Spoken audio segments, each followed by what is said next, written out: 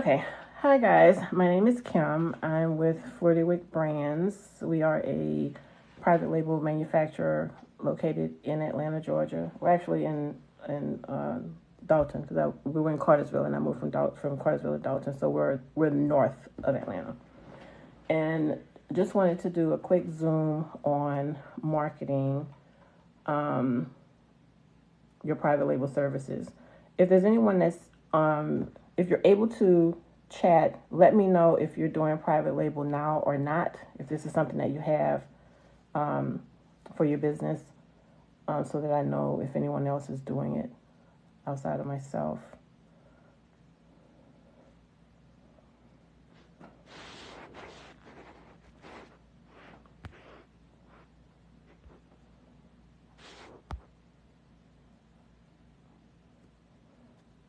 I'm trying to do a poll. I don't know how to, I haven't done a live in so long, I can't figure out how to do anything on this thing. Somebody's gonna have to give me a lesson on how to do lives. Okay, so the first thing that I would say is that when you're looking for private label clients, and I'll tell y'all what I did.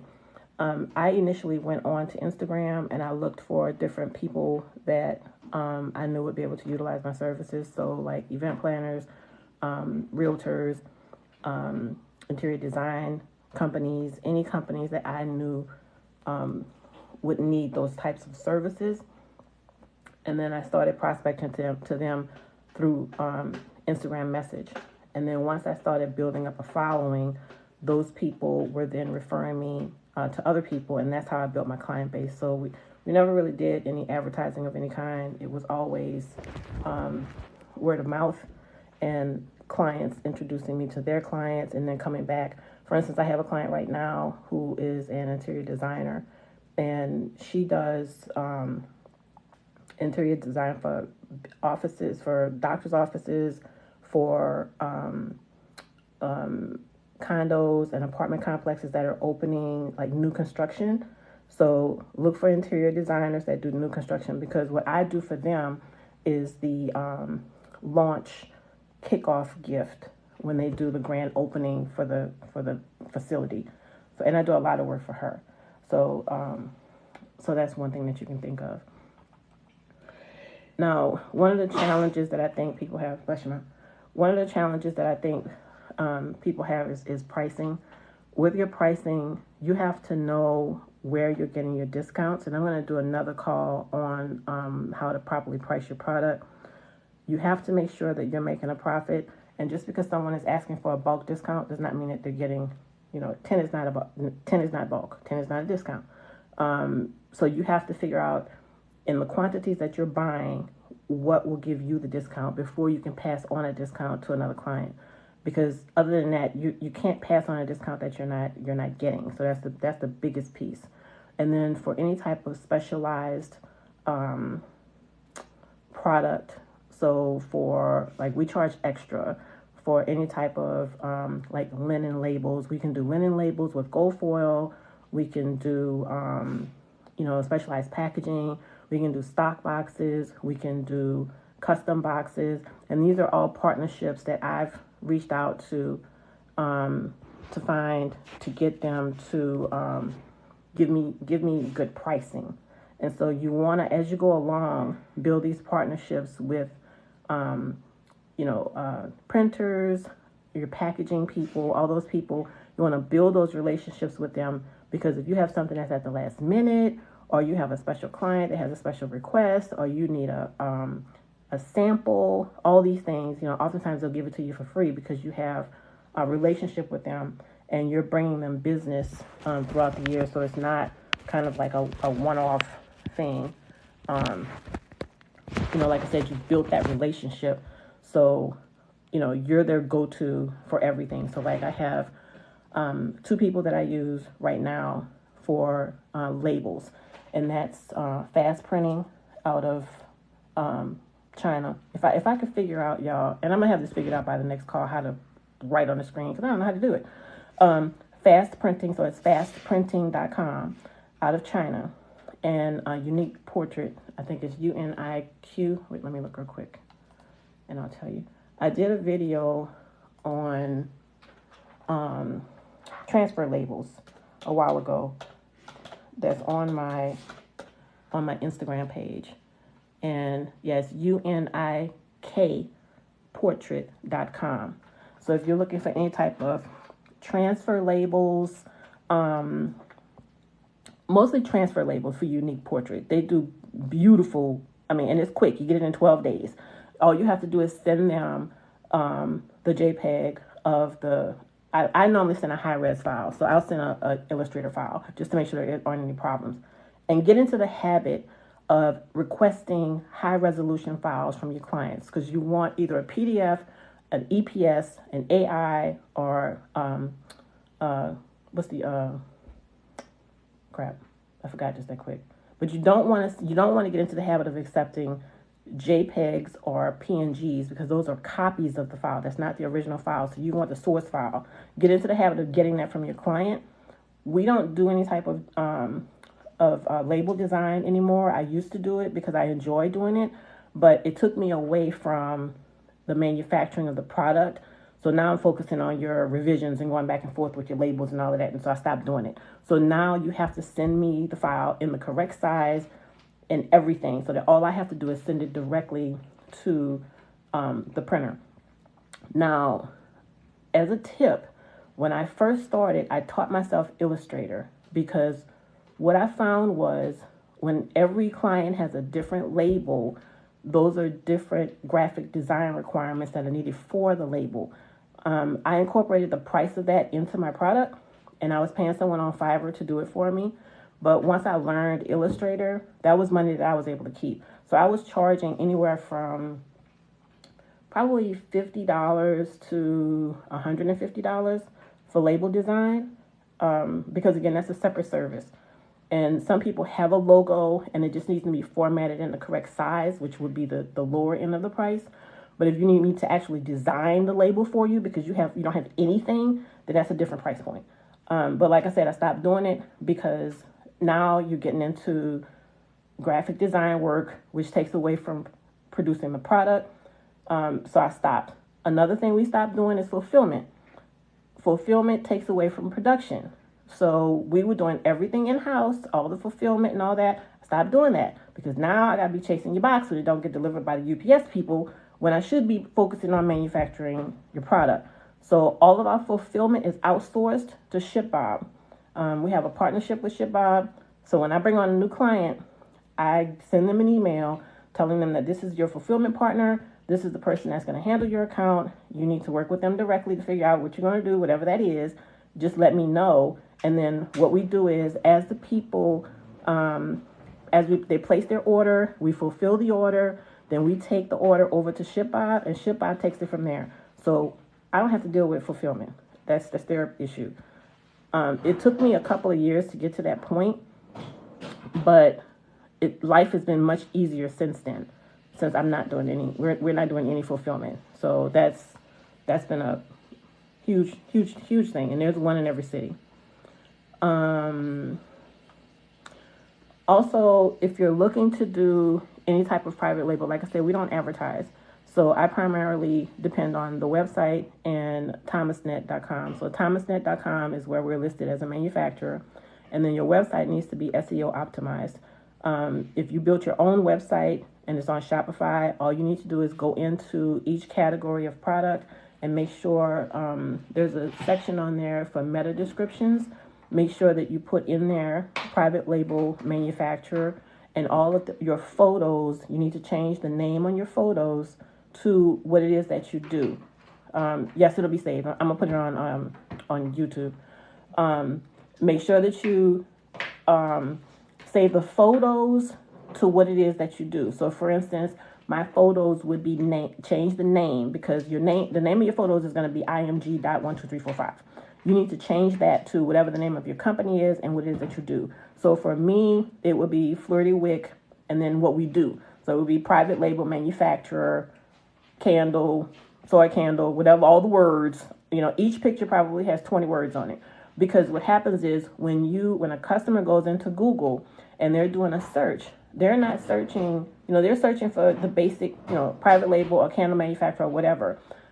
the Google search will also pull from your photos, and that will get you into the top part of the Google analytics on the first page.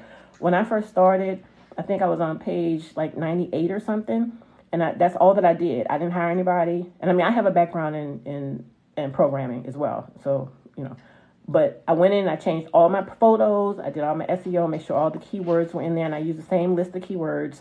I had them on a Word document, and I cut and paste them everywhere that there was a description or any type of SEO or any picture. And now I'm on the first page. So you don't have to pay anybody to do that, really. You can do it yourself, especially if you're using Shopify, because Shopify gives you the tools, and it tells you literally, there's a blank there that says this goes here. Just put it there. So there's that. As far as influencers are concerned, and I've said this before, I'm not big on using influencers. And the reason being is that I have to know what it is that you're putting on your page when you're up in the middle of the night, or we're in the middle of an election, or whatever, and your beliefs are contrary to mine, but now my product is on your page. So I just don't do it. I'm an advocate of building your own audience and building your own tribe. And then that way I don't have to worry about my product being on your page when you're doing something or saying something that's contrary to my beliefs. So I'm kind of weird about that. But that's a personal choice of yours. I just personally don't do it. Also, when I first started the business, I was very aware of, I'm very big on brand and where I align my brand. I'm very particular about people that I partner with.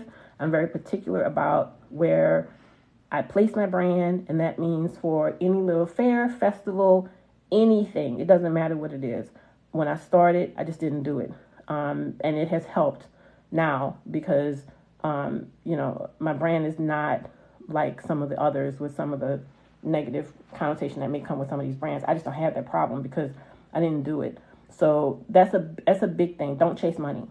Just make sure that whatever you're doing with your business aligns with the values and the vision of your business, and that you keep that consistently throughout the life of your business. Email marketing, I made myself a list just so I could remember. And I feel like, well, I just woke up. So let me tell y'all, so I'm in New Orleans, right? And I was in Atlanta. Of course, I live in Atlanta. And so I set the live for 6:00.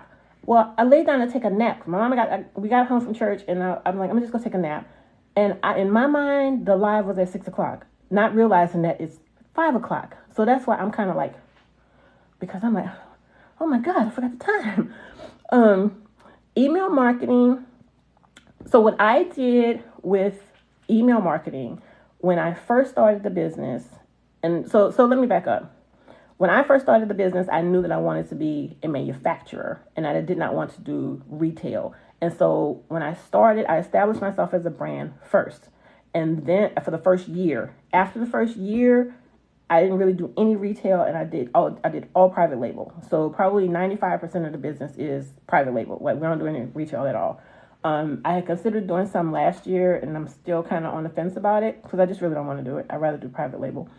But even when I first started and I was doing retail, I still let my customers know that I could do private label. So the way that I started is I had little candles that I would do like for birthdays, and I would put people's names on them as gifts or whatever. And then the next step was working with like small boutiques, different places like that. And once I had a couple of boutiques under my belt, then I started reaching out to hotels. With the hotels, now this is going to sound weird because I don't like people doing it to me, but it works.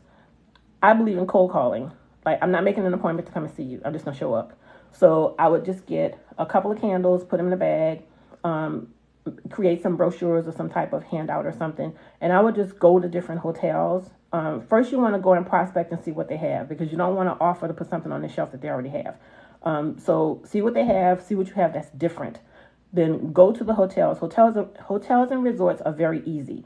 Go to the hotel, especially if they're like a bed and breakfast or a small boutique hotel. You can do a private label for them as well. You want to go and you want to ask for whoever is the buyer. When you find that person, just let them know that you have a candle business, that you have candles that you'd like to have placed on their shelf, and then ask them if they would be interested in private label.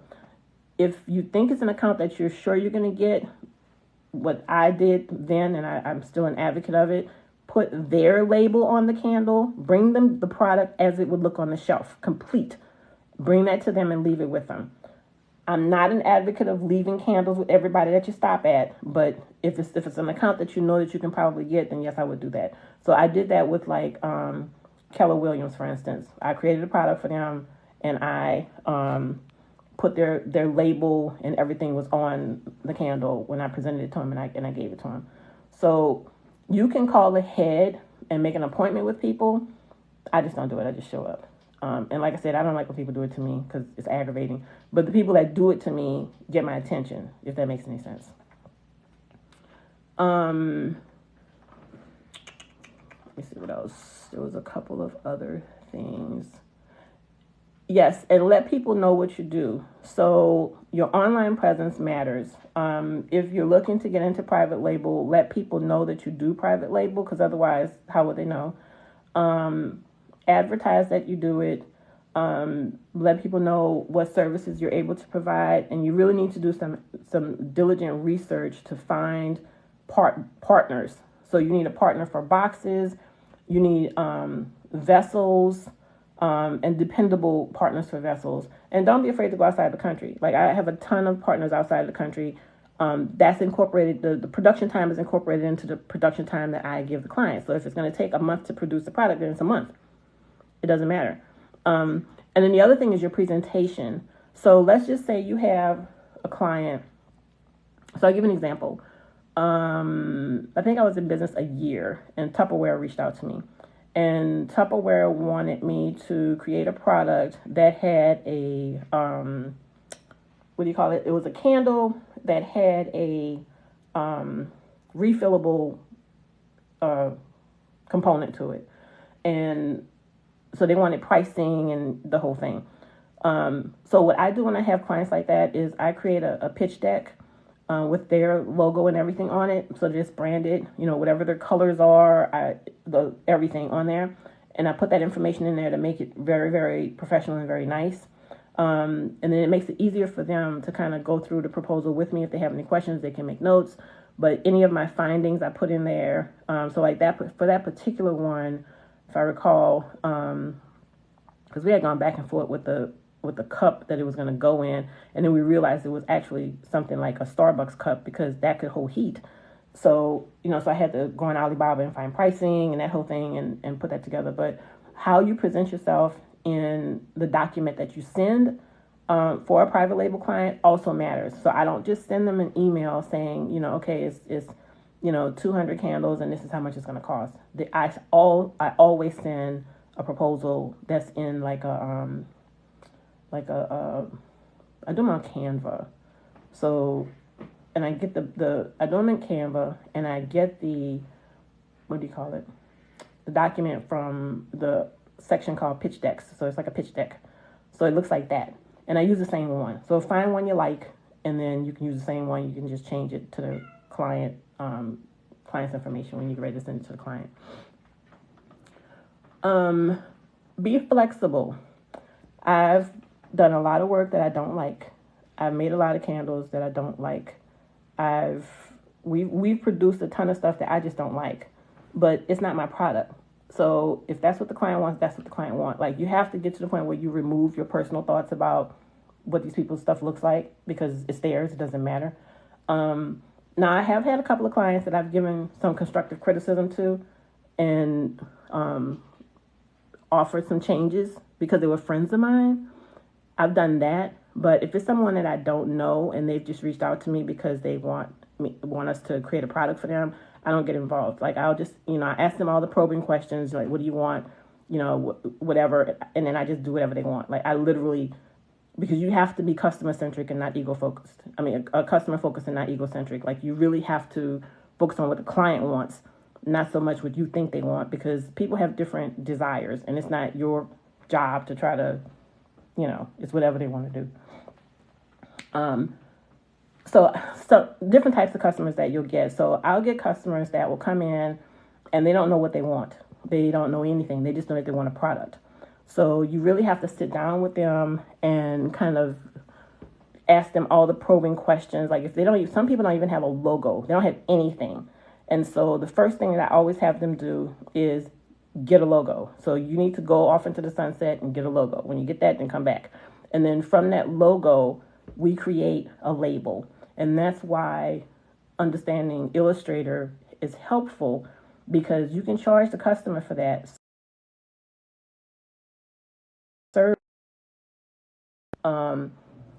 As they're sitting, at your desk, you guys can create this logo together. And the more you're able to include the client in the process, the easier it's going to be for the sale. Because if they're excited about it and they know they had a part in it, they're going to sell it.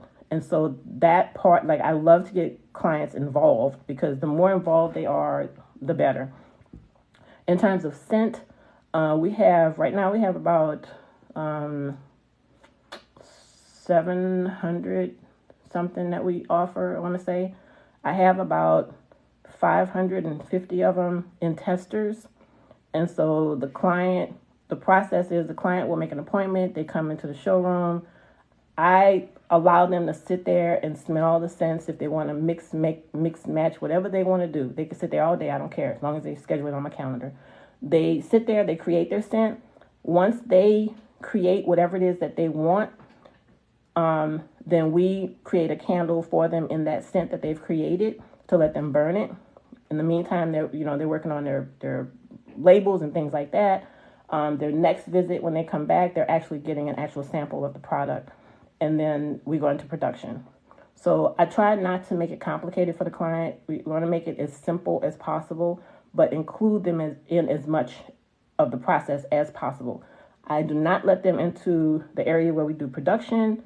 I don't let anybody back there unless you've come to one of my workshops and you're taking a workshop. Then of course I let people back there so they can see it, because it is pretty, I don't know. I take it for granted because, we've been in business since 2017. So I really take it for granted.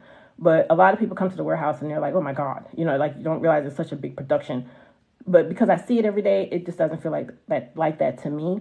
So when people are taking classes, I always let them see, because I think you need to see that, especially if it's something that you're aspiring to do, because it is pretty phenomenal. I just kind of take it for granted because, I'm looking at it every day, so it's work.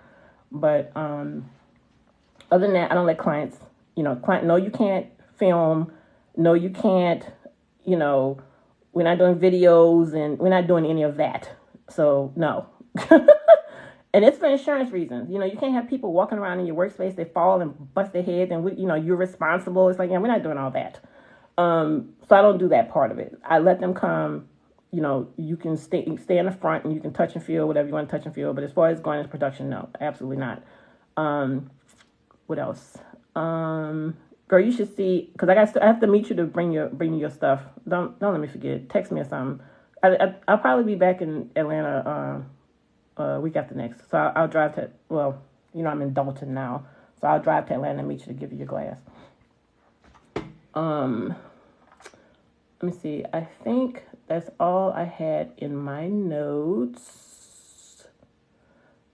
Oh, manufacturing agreements. So I don't do any type of manufacturing agreement unless it's a client that has a substantial amount of product. So if it's a one-off client, so like right now, my minimum, I think it was 150. I think I changed it to 250. So if you're just ordering 250 candles, you can order them off the website. Like, we don't need a contract for that. But if, I have another client that we do, it's a sizable production. So that person would be under a manufacturing agreement. Most of my clients are also under an NDA because we own the intellectual property unless you want to buy it, and we'll talk about that. But it's, a lot of people don't want people to know who their manufacturer is and all that kind of stuff. So most of my clients I have a non-disclosure for. So that's why I don't really post a lot of product photos, because I can't. You just, if they ask for a non-disclosure, we do it. I always offer. Some people don't want it, but then some people require it. So it just really depends on the client. And that's something that you can get online, or if you're in the state of Georgia, I can give you mine. It's pretty simple. And a lot of these documents you can get off a Rocket Lawyer, and just, it'll give you a shell, and then you can just tweak it to whatever you need it to be. what else? There was something else that I wanted to tell y'all. Oh, intellectual property. So you own the intellectual property. So I'll give you an example of a client that I'm dealing with currently. So I created a product, and they're wanting to sell the product, and they're wanting the product to be theirs, and they're wanting the intellectual property. So in order for that to happen, we have filed a utility composition patent on the product.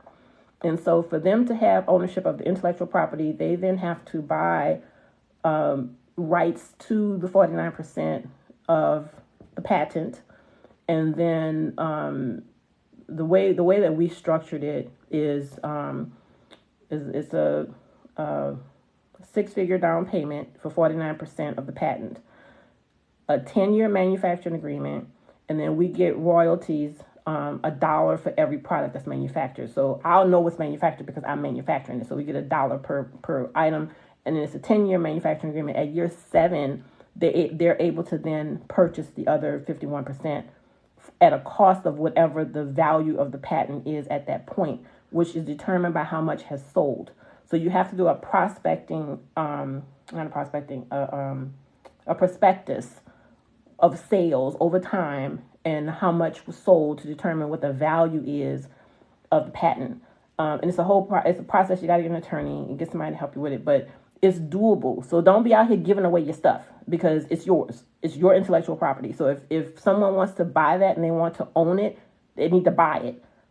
It's not something that you just hand over, because I think we take for granted the things that we create because we are creators. But at the end of the day, we are creators. And so you can't have people just, taking your stuff. And it's business, it's business. I look at it's all business. I don't look at any of it as being personal. If you want to own the rights to your product and you don't want anyone else to have it, or you want exclusivity to it and you don't want me to make it for someone else, or whatever the case is, there's a cost associated to that. So it's just business. I think that's all the stuff that I had. So I need to look to see if there were any questions. If you have questions, put them in the chat and I will answer them for you. And I'm also going to put this on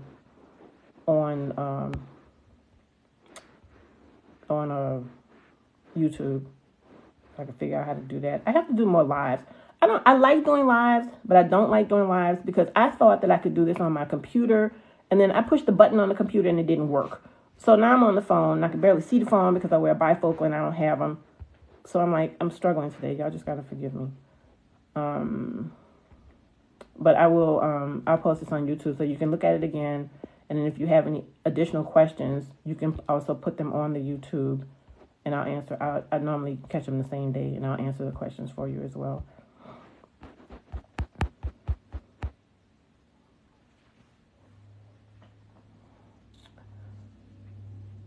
Okay, well, it doesn't appear that there are any questions so far. Or if you have questions about anything else, I can answer those for you as well.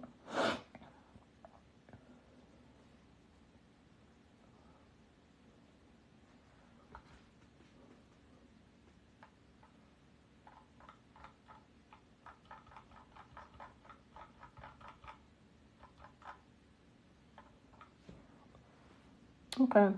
Well, if y'all don't have any questions, then that will be it. I will post this to the YouTube channel.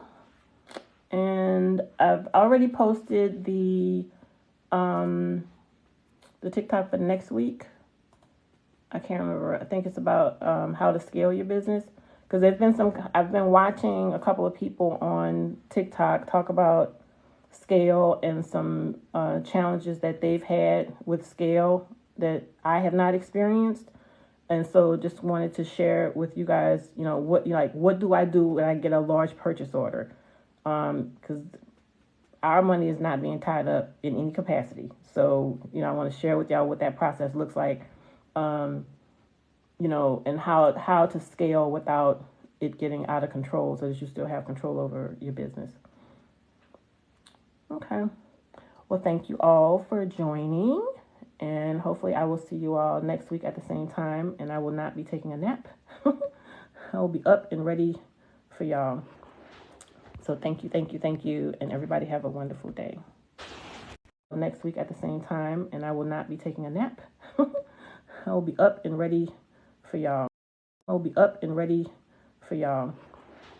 So thank you, and everybody have a wonderful day. I will be up and ready for y'all. So thank you, and everybody have a wonderful day.